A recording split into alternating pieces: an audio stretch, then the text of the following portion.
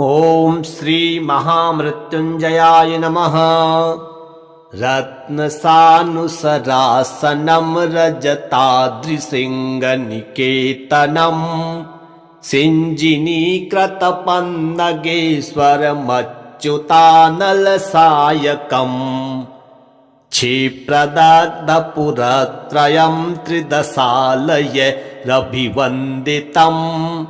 चन्द्रशेखरमाश्रये मम किं करिष्यति वै यमः। पञ्चपादपपुष्पगन्धिपदाम्बुजद्वयशोभितं भाललोचनजातपावकदग्धमन्मथ विग्रहम् भस्मदेग्धकलेवरं भवनाशिनं भवमव्ययम् चन्द्रशेखरमाश्रये मम किं करिष्यति वै यमः। मत्तवारणमुख्यचर्मकृतोत्तरीयमनोहरम् पङ्कजनासनपद्मलोचन पूजिताङ्घ्रिसरोरुहम् देवसिद्धतरङ्गिणीकरसिक्तशीतजटाधरम् चन्द्रशेखरमाश्रये मम किं करिष्यति वै यमः। कुण्डलीकृतकुण्डलीश्वरकुण्डलं वृषवाहनं नारदादिमुनीश्वरस्तुतवैभवं भुवनेश्वरम्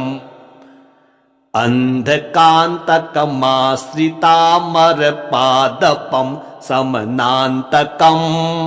चन्द्रशेखरमाश्रये मम किं करिष्यति वै यमः। यक्षराजसखं भगाक्षिहरं भुजङ्गविभूषणं शैलराजसुतापरिष्कृत चारुवामकलेवरम् स्वेदनीलगलं परस्वधधारिणं मृगधारिणम् चन्द्रशेखरमाश्रये मम किं करिष्यति वै यमः। भेखजं भवरोगिणामखिलापदामपहारिणं दक्षयज्ञविनाशिनं त्रिगुणात्मकं त्रिविलोचनं भुक्तिमोक्तिफलप्रदं निखिलाघसङ्घनिबर्हणम् चन्द्रशेखरमाश्रये मम किं करिष्यति वै यमः। भक्तवत्सलमर्चतां निधिमक्षयं हरिदम्बरम् सर्वभूतपतिं परात्परमप्रमेयमनुपमम् भूमिवारिन भूतासन सोमपालित स्वाकृतिं चन्द्रशेखरमाश्रये मम किं करिष्यति वै यमः। विश्वसृष्टिविधायिनं पुनरेव पालन तत्परम् संहरन्तमथ प्रपञ्चम शेषलोकनिवासिनम् क्रीडयन्तमहर्निशं गणनाथयूथसमावृतम् चन्द्रशेखरमाश्रये मम किं करिष्यति वै यमः। रुद्रं पशुपतिं स्थाणु नीलकण्ठमुपापतिं नमामि शिरसा देवं किं नो मृत्यु करिष्यति। कालकण्ठं कलामूर्तिं कालाग्निं कालनाशनं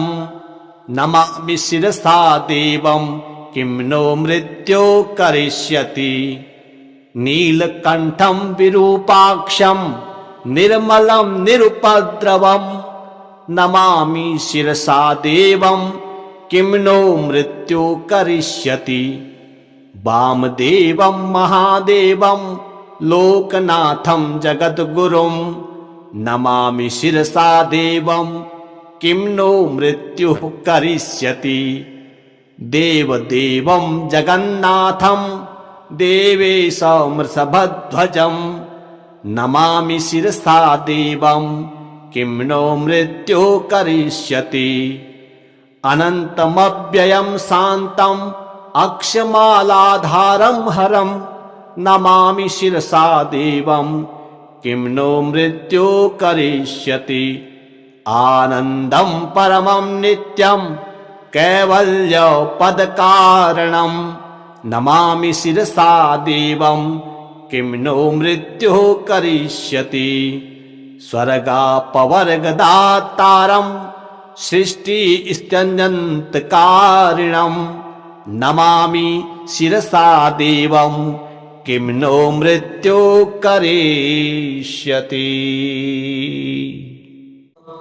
रत्नसानुसरासनं रजताद्रिसिंहनिकेतनं सिञ्जिनीकृतपन्नगेश्वरमच्युतानलसायकम् क्षिप्रदग्धपुरत्रयं त्रिदशालयैरभिवन्दितं चन्द्रशेखरमाश्रये मम किं करिष्यति वै यमः। पञ्चपादपपुष्पगन्धिपदाम्बुजद्वयशोभितं भाललोचनजातपावकदग्धमन्मथ विग्रहम् भस्मदेग्धकलेवरं भवनाशिनं भवमव्ययम् चन्द्रशेखरमाश्रये मम किं करिष्यति वै यमः। मत्तवारणमुख्यचर्मकृतोत्तरीयमनोहरम् पङ्कजनासनपद्मलोचनपूजिताङ्घ्रिसरोरुहम् देवसिद्धतरङ्गिणीकरसिक्तशीतजटाधरम् चन्द्रशेखरमाश्रये मम किं करिष्यति वै यमः। कुण्डलीकृतकुण्डलीश्वरकुण्डलं वृषवाहनं नारदादिमुनीश्वरस्तुतवैभवं भुवनेश्वरम् अन्धकान्तकमाश्रितामरपादपं समनान्तकं चन्द्रशेखरमाश्रये मम किं करिष्यति वै यमः। यक्षराजसखं भगाक्षिहरं भुजङ्गविभूषणं शैलराजसुतापरिष्कृत चारुवामकलेवरम् स्वेदनीलगलं परस्वधारिणं मृगधारिणं चन्द्रशेखरमाश्रये मम किं करिष्यति वै यमः। भेखजं भवरोगिणामखिलापदामपहारिणं दक्षयज्ञविनाशिनं त्रिगुणात्मकं त्रिविलोचनं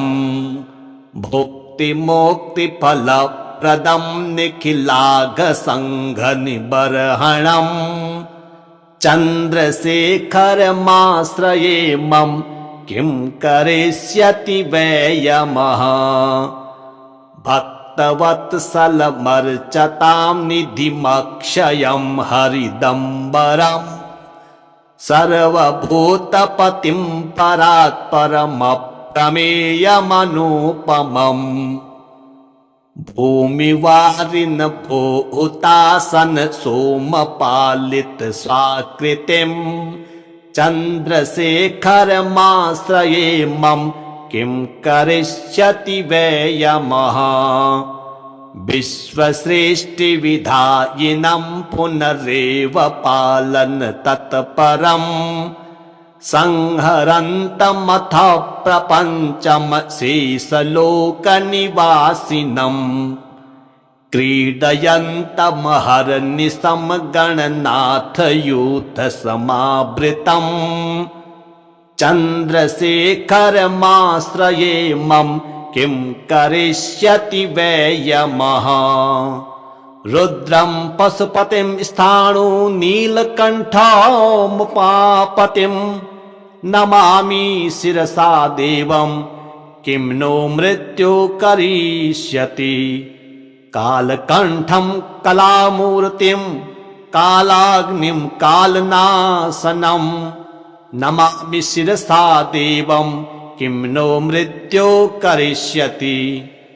नीलकण्ठं विरूपाक्षं निर्मलं निरुपद्रवं नमामि शिरसा देवं किं नो मृत्यो करिष्यति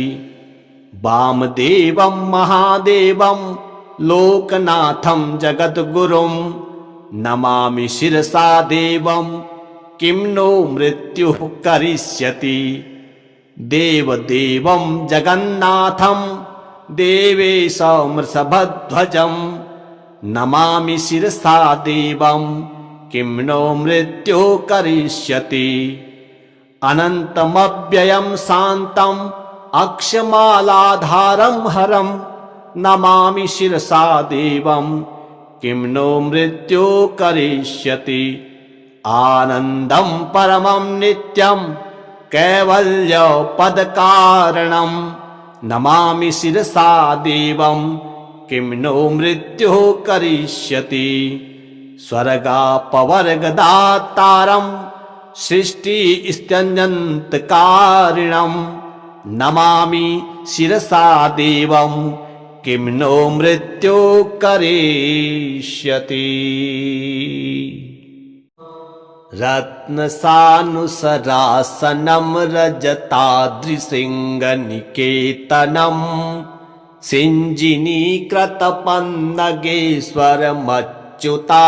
सिञ्जिनीकृतपन्नगेश्वरमच्युतानलसायकम् क्षिप्रदग्धपुरत्रयं त्रिदशालय रभिवन्दितं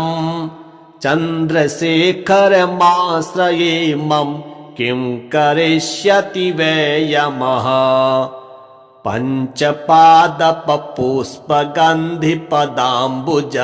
पञ्चपादपपुष्पगन्धिपदाम्बुजद्वयशोभितं भाललोचनजातपावकदग्धमन्मथ विग्रहम्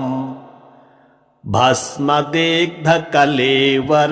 भवनाशिनं भवमव्ययम् चन्द्रशेखरमाश्रये मम किं करिष्यति वै यमः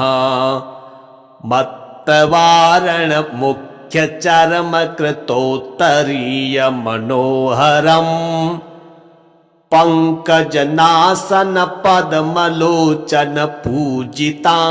पङ्कजनासनपद्मलोचनपूजिताङ्घ्रिसरोरुहम्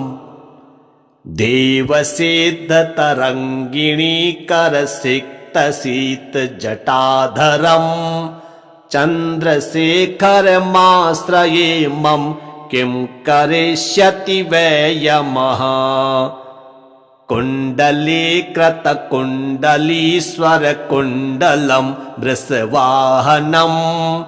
नारदादिमुनीश्वरस्तुतवैभवं भुवनेश्वरम् अन्धकान्तकमाश्रितामरपादपं समनान्तकं चन्द्रशेखरमाश्रये मम किं करिष्यति वै यमः यक्षराजसखं भगाक्षिहरं भुजङ्गविभूषणं शैलराजसुतापरिष्कृत चारुवामकलेवरम् स्वेदनीलगलं परस्वधधारिणं मृगधारिणं चन्द्रशेखरमाश्रये मम किं करिष्यति वै यमः भेखजं भवरोगिणामखिलापदामपहारिणं दक्ष क्षयाज्ञविनाशिनं त्रिगुणात्मकं त्रिविलोचनं भुक्तिमोक्तिफलप्रदं निखिलाघसङ्घनिबर्हणं चन्द्रशेखरमाश्रये मम किं करिष्यति वै यमः भक्तवत्सलमर्चतां निधिमक्षयं हरिदम्बरम् सर्वभूतपतिं परात्परमप्रमेयमनुपमम् भूमिवारिन भूतासन सोमपालित स्वाकृतिं चन्द्रशेखरमाश्रये मम किं करिष्यति वै यमः विश्वसृष्टिविधायिनं पुनरेव पालन तत्परं संहरन्तमथ प्रपञ्चम शेषलोकनिवासिनं क्रीडयन्तमहर्निशं गणनाथयूथसमावृतं चन्द्रशेखरमाश्रये मम किं करिष्यति वै यमः रुद्रं पशुपतिं स्थाणु नीलकण्ठमुपापतिं नमामि शिरसा देवं किं नो मृत्यु करिष्यति कालकण्ठं कलामूर्तिं कालाग्निं कालनाशनं नमामि शिरसा देवं किं नो मृत्यो करिष्यति नीलकण्ठं विरूपाक्षं निर्मलं निरुपद्रवं नमामि शिरसा देवं किं नो मृत्यो करिष्यति वामदेवं महादेवं लोकनाथं जगद्गुरुं नमामि शिरसा देवं किं नो मृत्युः करिष्यति देवदेवं जगन्नाथं देवेशमृषभध्वजं नमामि शिरसा देवं किं नो मृत्युः करिष्यति अनन्तमव्ययं शान्तम् अक्षमालाधारं हरं नमामि शिरसा देवं किं नो मृत्युः करिष्यति आनन्दं परमं नित्यं कैवल्यपदकारणं नमामि शिरसा देवं किं नो मृत्युः करिष्यति स्वर्गापवर्गदातारं सृष्टिस्त्यनन्तकारिणं नमामि शिरसा देवं किं नो मृत्युः करिष्यति रत्नसानुसरासनं रजताद्रिसिंहनिकेतनं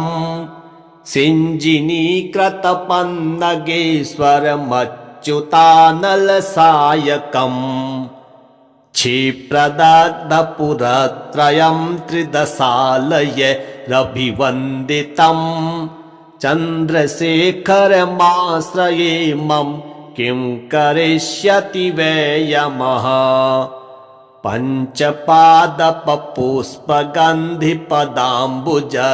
पञ्चपादपपुष्पगन्धिपदाम्बुजद्वयशोभितं भाललोचनजातपावकदग्धमन्मथविग्रहं भस्मदेग्धकलेवरं भवनाशिनं भवमव्ययं चन्द्रशेखरमाश्रये मम किं करिष्यति वै यमः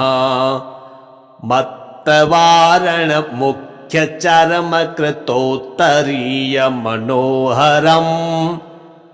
पङ्कजनासनपद्मलोचनपूजिताङ्घ्रिसरोरुहं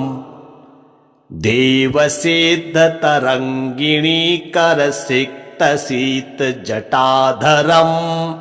चन्द्रशेखरमाश्रये मम किं करिष्यति वै यमः कुण्डलीकृतकुण्डलीश्वरकुण्डलं वृषवाहनं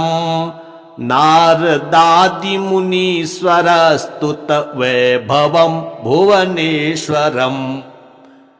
अन्धकान्तकमाश्रितामरपादपं समनान्तकम्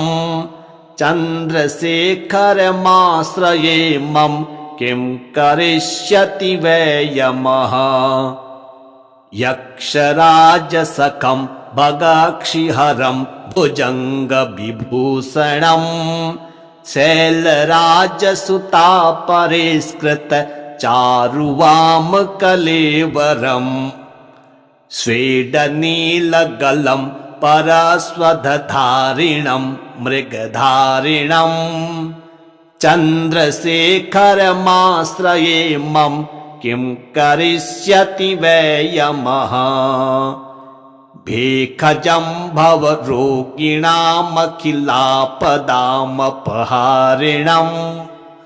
दक्षयज्ञविनाशिनं त्रिगुणात्मकं त्रिविलोचनं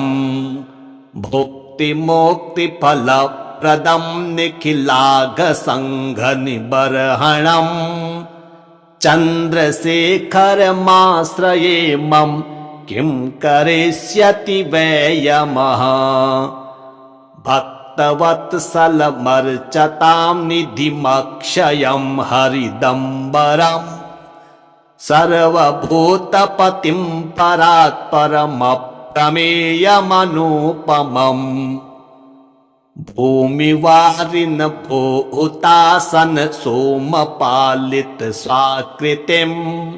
चन्द्रशेखरमाश्रये मम किं करिष्यति वै यमः विश्वसृष्टिविधायिनं पुनरेव पालन तत्परं संहरन्तमथ प्रपञ्चम शेषलोकनिवासिनं क्रीडयन्तमहर्निशं गणनाथयूथसमावृतम् चन्द्रशेखरमाश्रये मम किं करिष्यति वै यमः रुद्रं पशुपतिं स्थाणु नीलकण्ठमुपापतिं नमामि शिरसा देवं किं नो मृत्यु करिष्यति कालकण्ठं कलामूर्तिं कालाग्निं कालनाशनं नमामि शिरसा देवं किं नो मृत्यो करिष्यति नीलकण्ठं विरूपाक्षं निर्मलं निरुपद्रवं नमामि शिरसा देवं किं नो मृत्यो करिष्यति वामदेवं महादेवं लोकनाथं जगद्गुरुं नमामि शिरसा देवं किं नो मृत्युः करिष्यति देवदेवं जगन्नाथं देवेशमृषभध्वजं नमामि शिरसा देवं किं नो मृत्युः करिष्यति अनन्तमव्ययं शान्तम् अक्षमालाधारं हरं नमामि शिरसा देवं किं नो मृत्युः करिष्यति आनन्दं परमं नित्यं कैवल्यपदकारणं नमामि शिरसा देवं किं नो मृत्युः करिष्यति स्वर्गापवर्गदातारं सृष्टिस्त्यञ्जन्तकारिणं नमामि शिरसा देवं किं नो मृत्युः करिष्यति रत्नसानुसरासनं रजताद्रिसिंहनिकेतनं